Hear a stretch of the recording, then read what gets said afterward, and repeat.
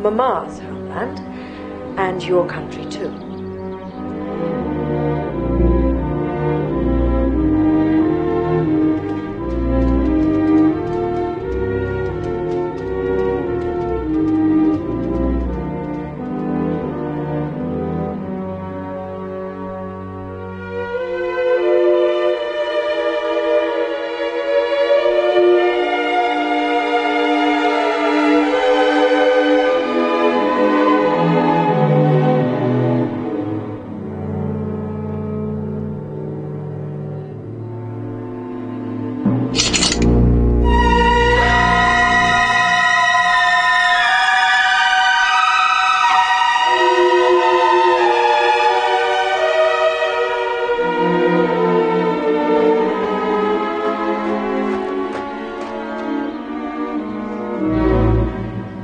Never allow yourself to love someone too deeply, Mr. Bates.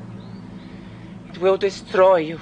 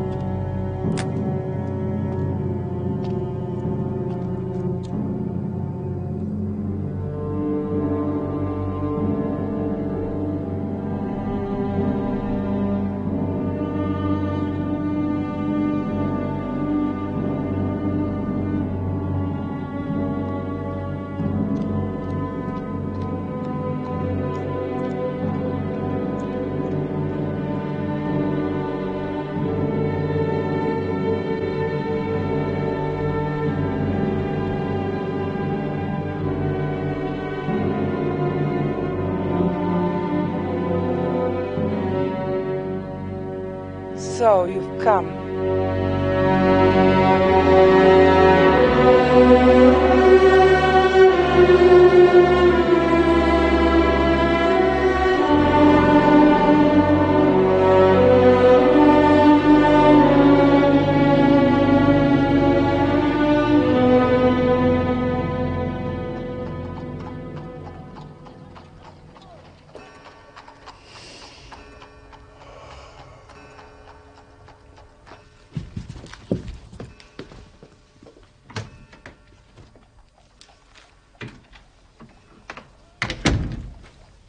You have a case, Holmes.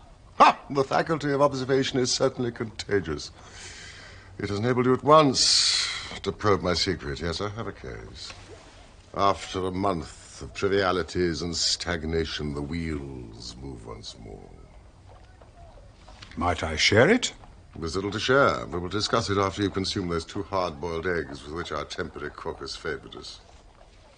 Their condition may not be unconnected with a copy of the Family Herald, which I observed yesterday on the hall table.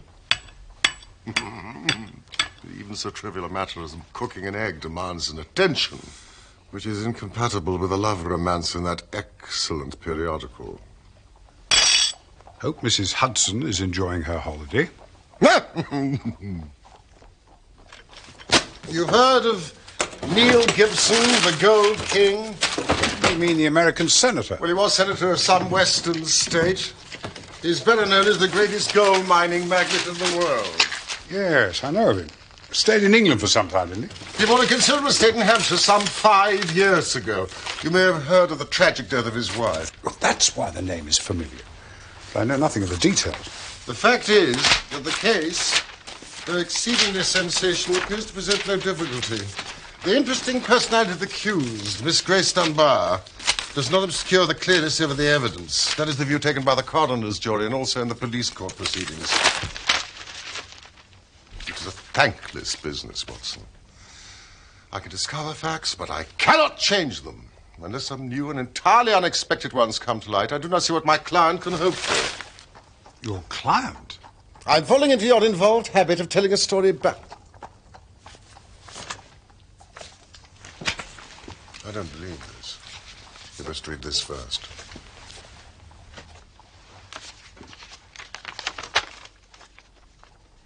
Dear Mr. Sherlock Holmes, I cannot see the best woman God ever made go to her death without doing all that is possible to save her. I can't explain things, I can't even try to explain them, but I know beyond all doubt that Miss Dunbar is innocent. You know the facts. Who doesn't? It has been the gossip of the country, and never a voice raised for her. It's the damned injustice of it all that makes me crazy. That woman has a heart that wouldn't let her kill a fly. Maybe I have a clue and don't know it. Anyway, all I know and all I have and all I am are for your use, if only you can save her. You hardly have time to master all these cuttings, so I must give it to you in a nutshell if you're to take an intelligent interest in the proceedings. Mr. Gibson, as I understand, is a man who married a Brazilian wife, of whom I know nothing, save that she was past her prime, which was all the more unfortunate, as a very attractive governess superintended the education of 2 children. These are the 3 people concerned. The scene is the grand old manor house. As to the tragedy, it takes place across a bridge over a lake, half a mile from the house. The wife was found late at night by a gamekeeper on that bridge. She was clad in a dinner dress and a revolver bullet through her brain.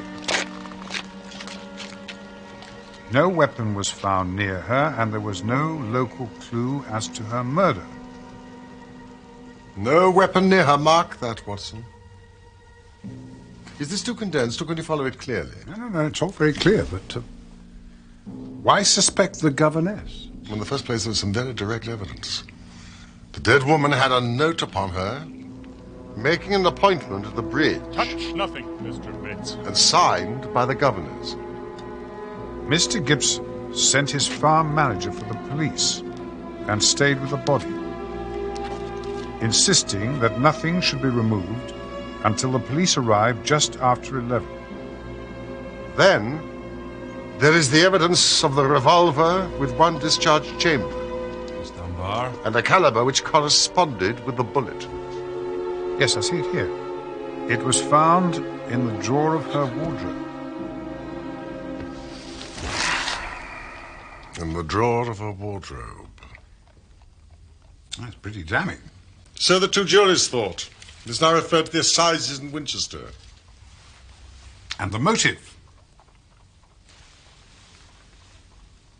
Mr. Gibson is a very attractive man. If his wife dies, Who more likely to succeed her than the young lady who had already, by all accounts, received pressing attentions from her employer? Love, fortune, power, all depending upon one middle-aged man. Ugly, Watson. Very ugly. Nor could she prove an alibi. On the contrary, she had to admit that she was down to the bridge by 9 o'clock. A servant had seen her hurrying there. Well, that really does seem final. And yet, Watson.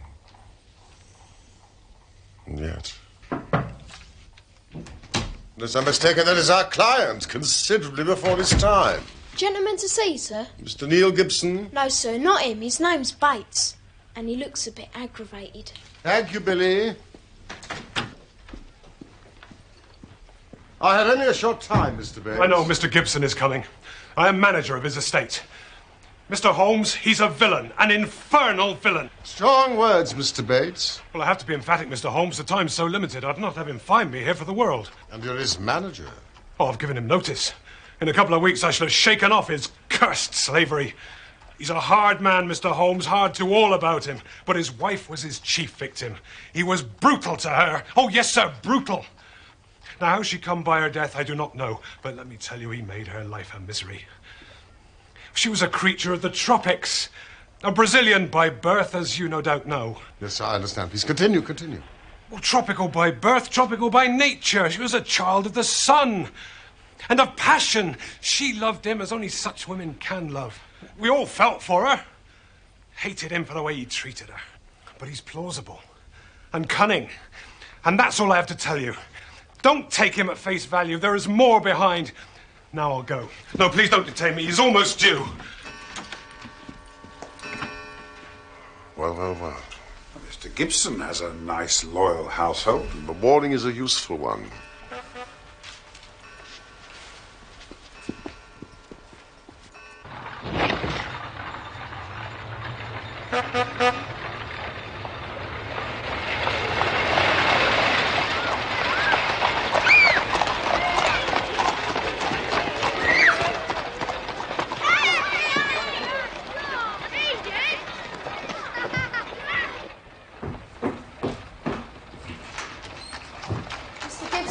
Straight upstairs, sir.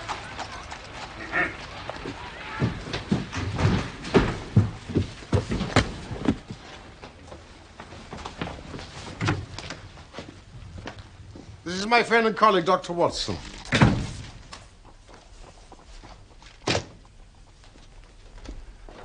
Now, let me say right here, Mr. Holmes, money is nothing to me in this business. You can burn it. If it's any use in lighting you to the truth, this woman is innocent. This woman has to be cleared. It's up to you to do it. Now, name your figure. My professional charges are at a fixed rate. I do not vary them, save when I remit them altogether. Well, if money makes no difference to you, think of the reputation. If you pull this off, every newspaper in England and America will be booming you. You'll be the talk of 2 continents. I do not think I'm in need of booming, Mr. Gibson. Please, let us get down to the facts. Well, you'll find most of the main ones in the press reports. I don't think I can add much to them, but if there's anything you'd wish more light on, well, I'm here to give it. Well, there is just one point. What is it? What are your exact relations with Miss Dunbar? I suppose you are within your rights. Maybe doing your duty in asking such a question, Mr. Holmes. We would agree to suppose so. Then I can assure you that our relations were always and entirely those of an employer towards a young lady whom he never conversed with or even saw, save when she was in the company of his children.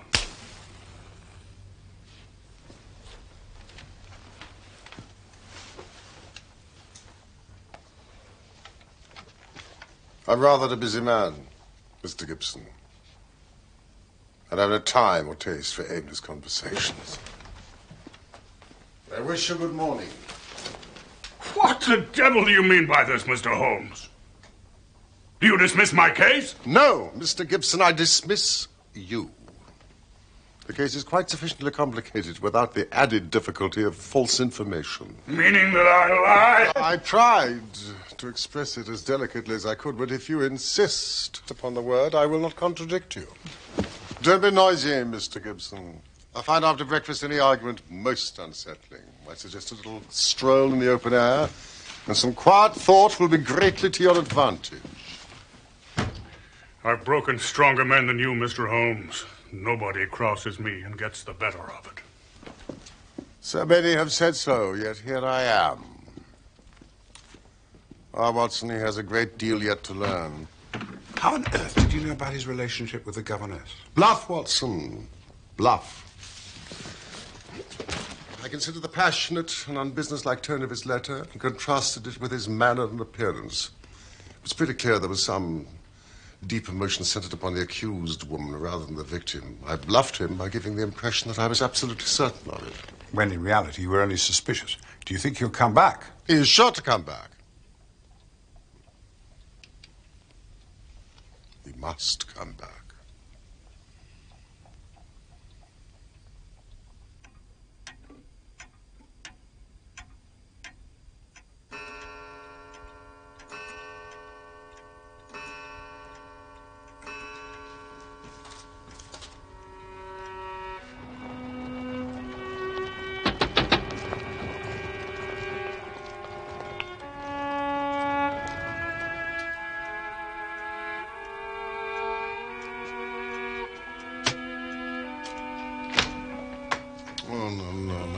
I fear you will not improve any reputation I have acquired. By adding the Thor Bridge mystery to your annals, I fear I have made a serious misjudgment. Holmes? The senator may not have returned, but surely his letter has engaged you on behalf of Miss Dunbar. She's the one in need. Might we not pay her a visit? In the cells of Winchester. But we require the official permits. Well, we have the means to apply. Of course, it may not be quite ethical. But practical, Watson. Practical! I congratulate you.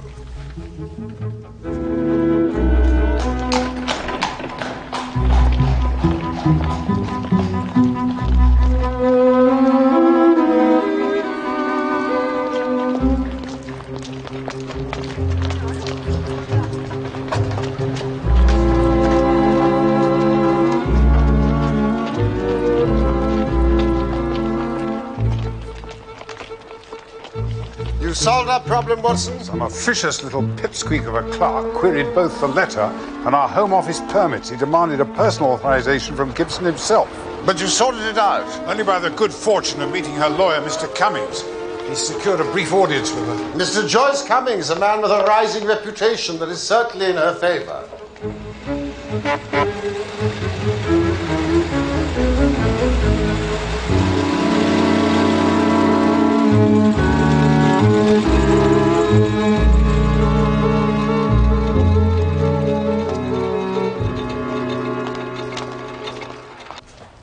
It really is providence to see you here, Mr. Holmes. Her trial is in 2 days, and I really am at my wit's end to find any evidence to save her. She'll admit to writing the note and keeping the rendezvous with Mrs. Gibson. She has little choice, but beyond that, I've advised her to reserve her defense. Quite so.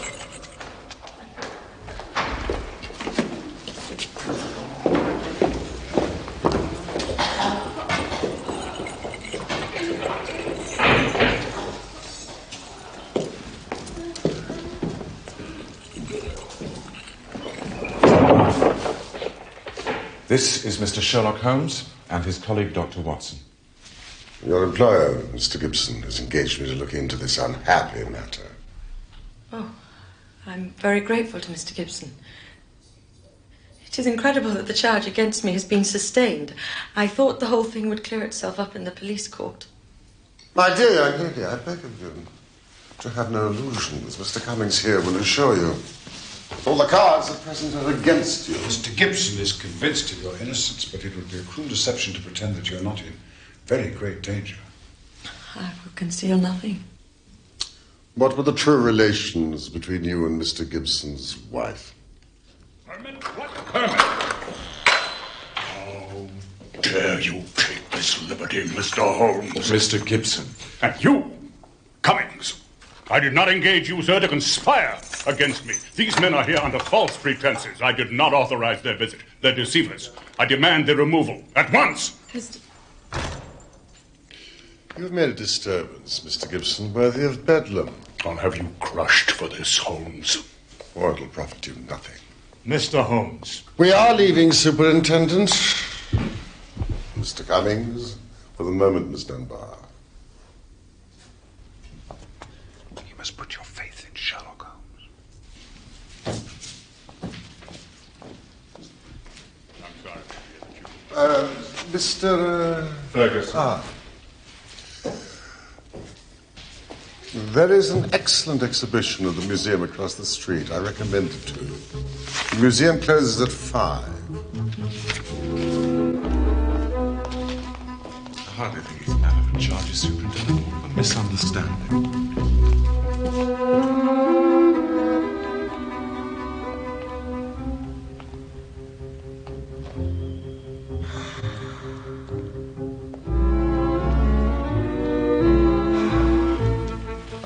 Copy of the lease of the Buckbolt Glass Workers dated 1578. These Huguenots, are they, any relations of yours? Possibly. Monsieur Henri de Portal and his paper-making at Leverstoke. They've had the manufacture of banknotes for over 100 years. It's good to know that there's money somewhere in your family.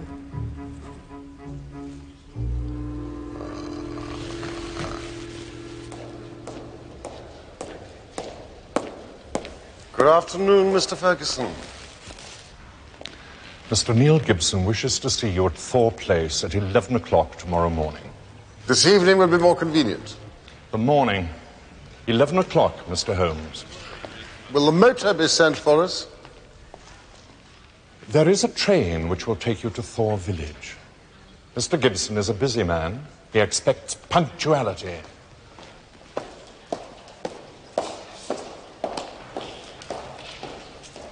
How did you know that he was going to turn? I gambled that we made enough of an impression upon Miss Dunbar to turn us back into favour. We are, after all, her only hope. Now, Watson, we must find a comfortable inn for the night so that we can arrive punctually at Thor Place at 9 o'clock in the morning. I thought he said 11. 9, Watson, to meet Sergeant Coventry of the local police.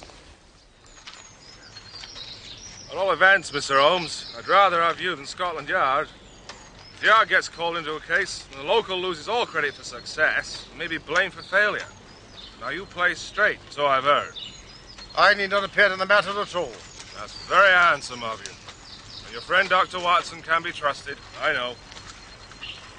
Now, there is one question I'd like to ask you, and I'd breathe it to no soul but you. Don't you think there might be a case against Mr. Neil Gibson himself? According to the servants, he retired to his study after dinner and had no company at all until the alarm at 11. Yes, I've been considering, Mr. Gibson. Well, these Americans are readier with their pistols than our folk are. It was this pistol, you know. One of a pair he had.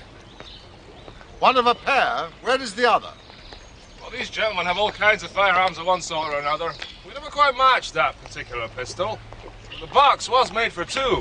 Now, this is where the body lay. I gathered from the press reports that the shot was fired at close quarters. Very close, sir. Near the right temple? Just behind it, sir. How did the body lie? On the back, sir. No trace of a struggle, no mark, no weapons. The short note from Miss Dunbar was clutched in her left hand. Clutched? Yes, sir. We could hardly open her fingers. That is of the greatest importance. It excludes the idea that anybody could have placed it there after death to furnish a false clue. But dear me.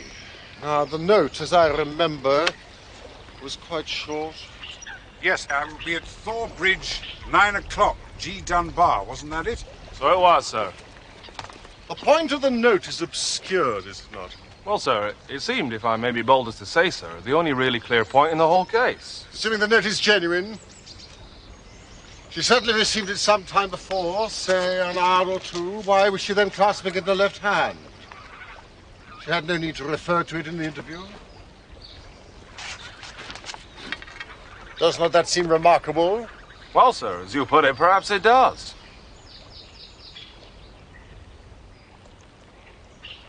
That is curious.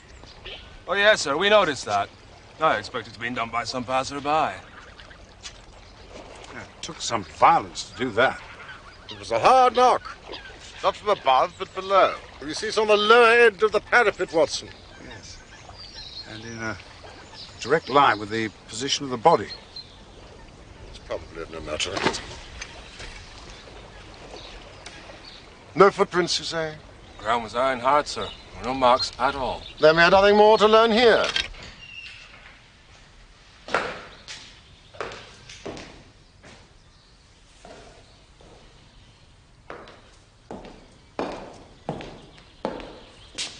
You are early, Mr. Holmes. It is often the case with punctuality, Mr. Ferguson. Mr. Gibson is in a meeting. He is not ready to see you. I'll take care of them, Ferguson.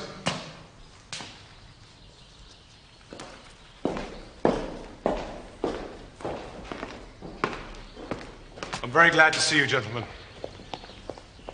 As we are a little early, perhaps we could see the gunman.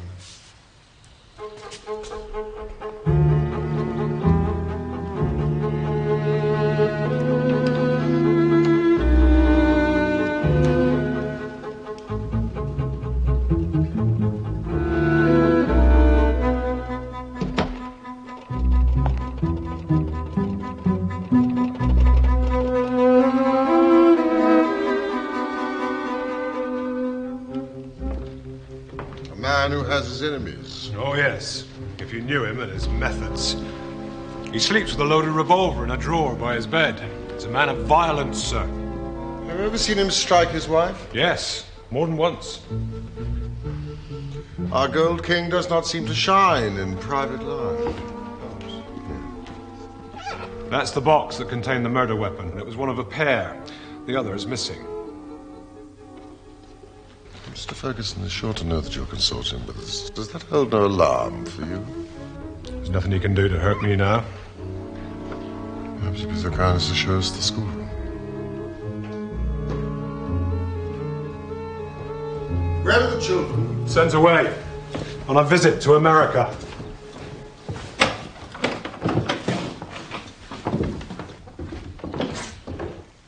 All around us. Their Brazilian heritage from their mother's side. Miss Dunbar seemed to be a remarkable teacher. The children doted on her. See, Watson. The Ricardo Franco Hills. See those unscalable cliffs, which time and the foot of man have never touched, where monsters from the dawn of history might still roam. That's Martins, the Indian hunter.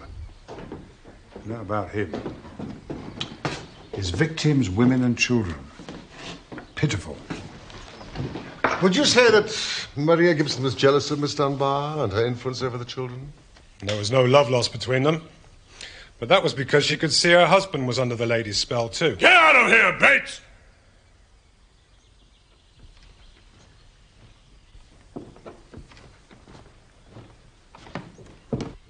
Mr. Bates's views are not relevant, Mr. Holmes. They're distorted by his infatuation for my late wife. Who knows, Mr. Gibson, what is and what is not relevant?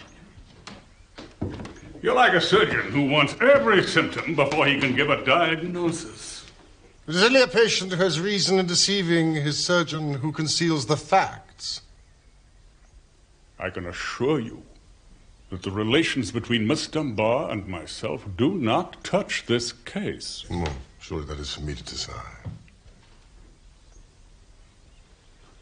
Most men have a little private reserve in some corner of their souls where they don't welcome intruders. You burst suddenly into mine. What is it you want? The truth.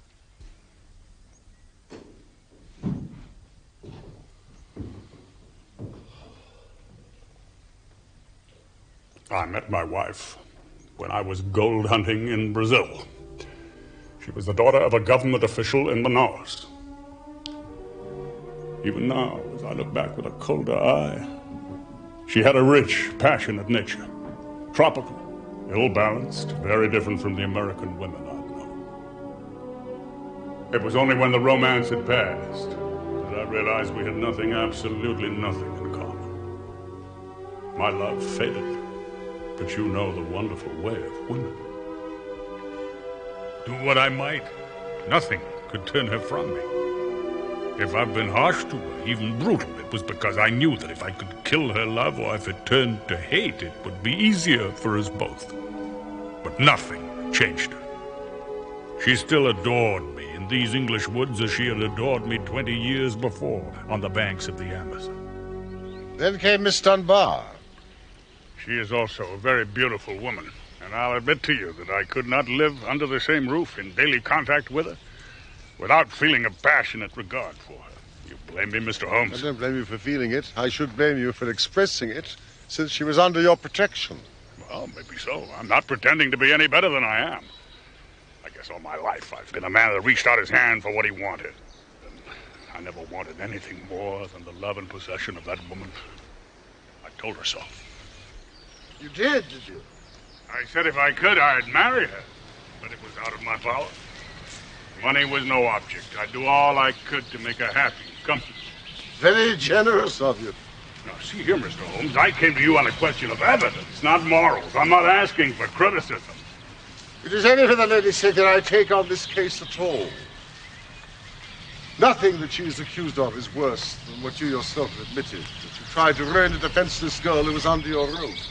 You know, some of you rich men must be taught that all the world cannot be bribed into condoning your offenses. That's how I feel myself about it now. I thank God my plans did not work out. She'd have none of it. She wanted to leave the house instantly. But why did she not? Others were dependent upon her, and it was no light matter for her to let them down. When I'd sworn that she should never be molested again, she consented to stay. But there was another reason. She knew the influence that she had over me, that it was stronger than any other influence in the world. She wanted to use it for good. You're cruel. You destroy good people who can't stand up to you. Not everyone shares your strength. Can't you see that? You call it a fair fight, but it isn't fair. She saw it different. She believed that a fortune for one man that was more than he needed should not be built on 10,000 ruined men who were left without the means of life. With your children, you show such tenderness and love. Treat the world in the same way. She found that I listened to what she said. So she stayed. And then this came along. Mr. Gibson, can you throw any light upon it? One explanation. I give it to you, Mr. Holmes, for what it's worth. There's no doubt that my wife was bitterly jealous.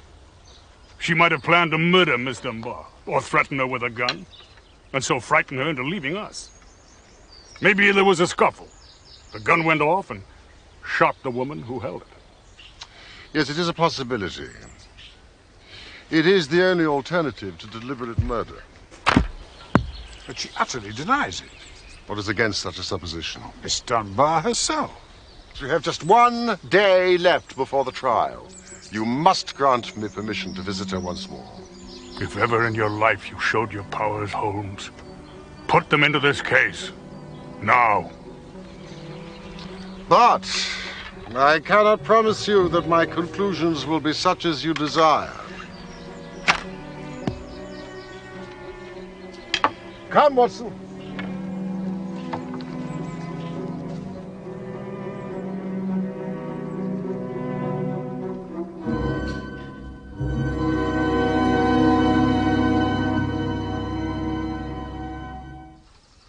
We have several vital questions to ask this young lady, and I must confess that the case would seem to be a very black one against her if it were not for one thing. What is that? The finding of the pistol in her wardrobe. That seems to be the most damning incident of all. Not so, Watson. It is my only firm ground for hope. We must look for consistency. Where there is a want of it, we must suspect deception. Come on, Holmes. Miss Dunbar's depending on us. Watson, visualize yourself in the character of Miss Dunbar When a cold, premeditated fashion is about to get rid of her rival, what would be your actions and your thinking? Well, I've written a note. The victim has come. I've taken the weapon from the gun room. The crime is done. Workmanlike and complete. And now, the weapon.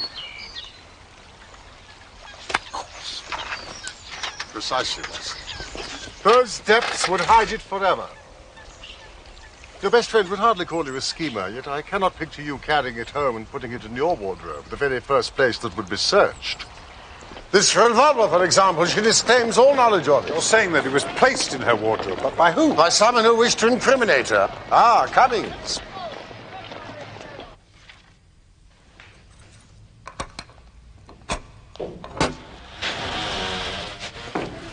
Ah, Miss Dunbar, we have had lengthy conversations with Mr. Gibson, and he has informed us of your relations with him and of your innocence in the matter. But you need not pain yourself with that part of the story. But we do need to know something of your feelings towards Mrs. Gibson. I had no wish to wrong Mrs. Gibson. But she loved her husband so vividly in a physical sense that she could hardly understand the mental, even spiritual tie which held him to me, or imagine that it was only my desire to influence his power for good which kept me under his roof. I can see now that I was wrong to stay. Nothing could have justified me in remaining where I was a cause of such unhappiness. My client may be loath to mention it, but she has managed to persuade Mr. Gibson to finance a mission of mercy to resettle tribes, in particular the Bororo Indians, who have fallen victim to unscrupulous gold and rubber prospectors. The venture is thriving. We saw your pictures in the schoolroom. Like so many of those warrior Indians, Mr. Gibson can sometimes give people a misleading impression. Now, Miss Dunbar, would you tell us exactly what happened that evening? I received a note from Mrs. Gibson in the morning. It implored me to meet her at the bridge after dinner.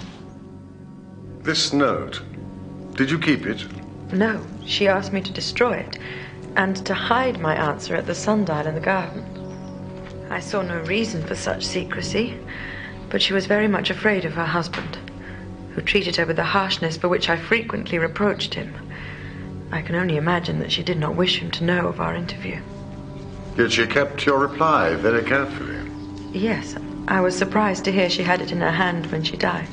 Well, what happened then? She was waiting for me. So, you have come. Never did I realize till that moment how much she hated me. Apesar dos seus ares de importância, você é uma putinha barata, viu? She was like a madwoman. I think she was mad, with the deep power of deception which insane people may have. You're cruel. You have no heart. You don't know how to love. You have no passion. How else could she have met me with unconcern every day? Sua puta inglesa! She was standing there on the bridge, shrieking her curses at me. English whore! Eu me amaldiçoo o dia em que você nasceu! I curse the day that you were born! And yet, presuming that you met her death shortly after you left, you heard no shot. No, I heard nothing. I was so agitated and horrified by her terrible outbreak that I rushed to get back to the peace of my own room. I was incapable of noticing anything that happened. Your own room. Did you leave it again before the next morning? Yes. When they brought the poor creature back to the house.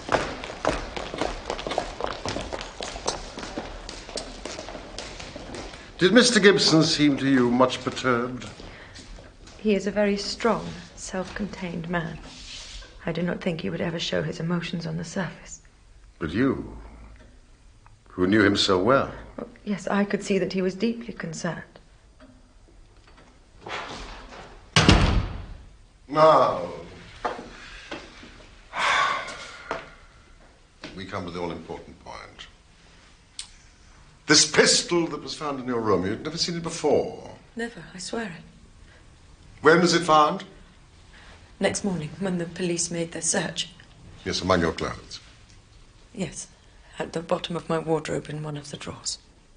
You cannot guess how long it had been there? It could not have been there the morning before because I tied it out the wardrobe. So you're suggesting that someone came into your room and placed it there in order to incriminate you? It must have been so. When?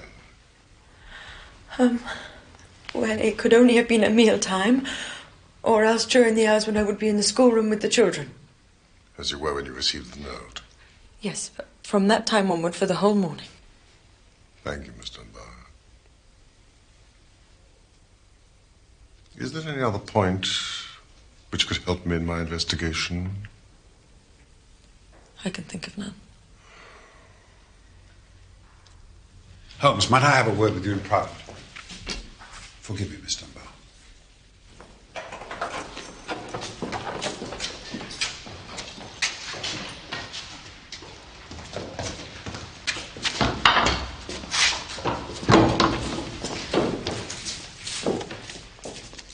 Holmes, I'd like to put to you my case for believing that Mr. Gibson is the murderer of his wife. We have a man who, by his own admission, is used to breaking people who stand in his path. Well, his wife stood in his path, but then Miss Dunbar rejected him. Now, what better than to kill the one and incriminate the other? To kill the two birds with the one stone, so to speak. You don't believe that Gibson's confession was sincere? Wasn't it Bates who said he was plausible and cunning? His confession was a clever means to put us off the scent. Think of it like this. He somehow discovers that his wife has arranged a meeting. During the day, he takes the two pistols from the box. One he conceals in the drawer of her wardrobe. After discharging one barrel, which he could easily do in the woods without attracting attention. He is alone all that evening. He sees Miss Dunbar return and grasps his opportunity. He commits the deed and flings the murder weapon far into the lake.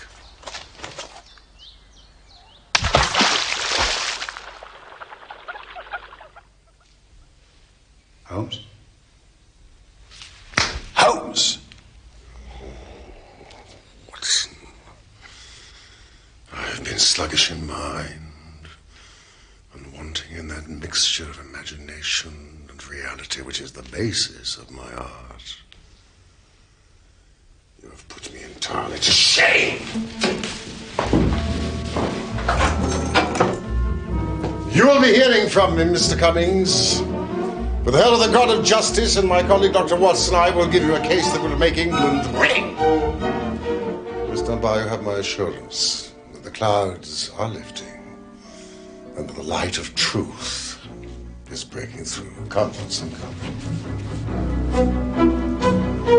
We need our good friend Sergeant Coventry, a ball of stout twine, and a grappling hook. Grappling hook?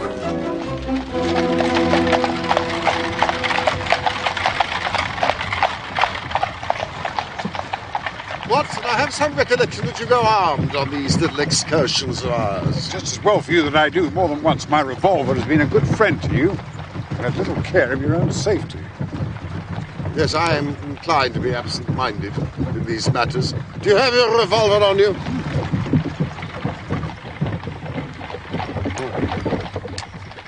It's heavy.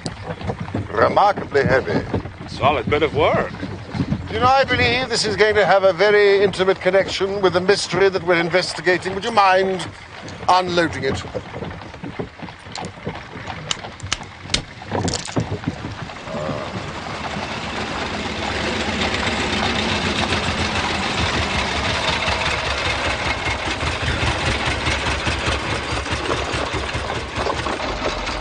Will you be at home this evening, Mr. Gibson? I should have some news for you. You have half a day, Mr. Holmes.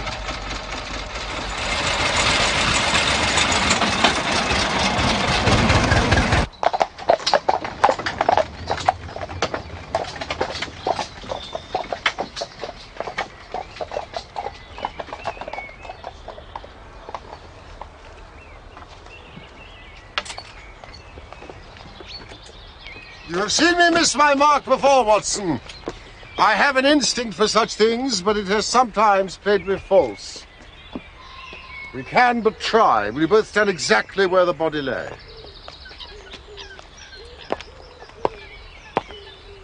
Your theory about the Gold King, though admirable in its psychology, did not quite adhere to the facts. Visualize yourself in the character of a woman who, in a cold, premeditated fashion, is about to get rid of a rival. I mean, of course, Mrs. Maria Gibson. For all your deductions about Gibson being the perpetrator of this crime, substitute his wife. Imagine that it was she who took the pistols from the gun room, who fired the single shot in the woods, who placed the gun in Miss Dunbar's wardrobe. Cold, crafty, premeditated, down to the last detail.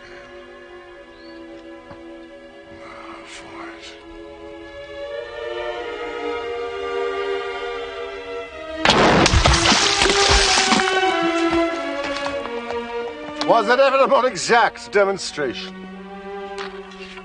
My revolver, Holmes.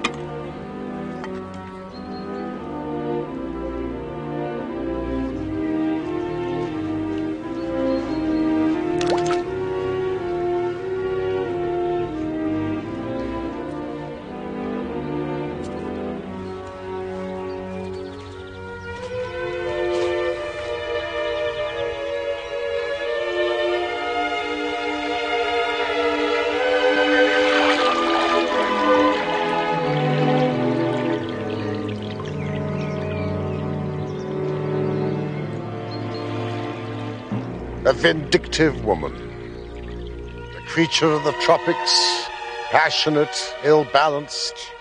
Disguising her own crime and fastening a charge of murder upon an innocent victim.